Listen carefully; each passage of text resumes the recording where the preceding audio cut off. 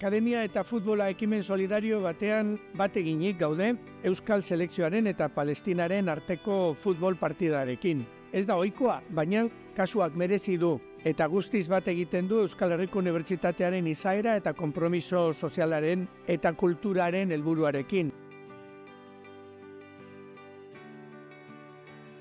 Durante su estancia, la selección estará acogida en el Colegio Mayor Unamuno. Eskerrak eman nahi dizkiet EHUko ikaslei euren eskuzabaltasunagatik Palestinako jokalariak iristen direnean harrera egiteko.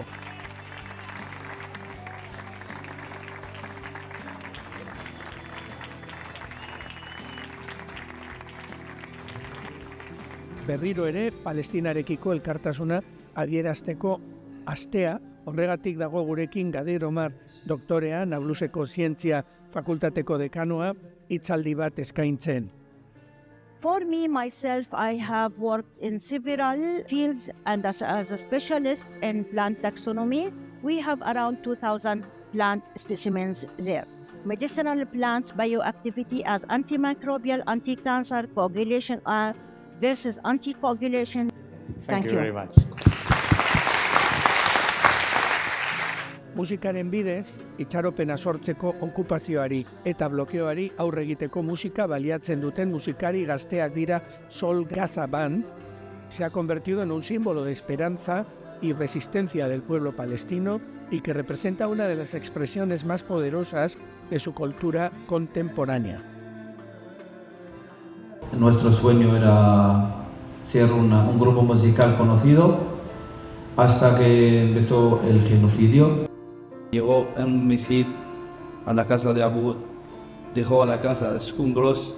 Abud perdió 2 primos. Tenemos la misma pregunta todos. ¿Cuándo cae ese misil y nos mata?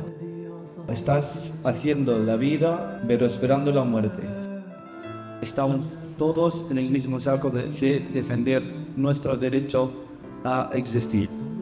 Queremos ser la luz bonita que sale de Gaza, llevando el mensaje de la causa palestina en nuestra música, porque la música al final es el idioma común que lleva al mundo.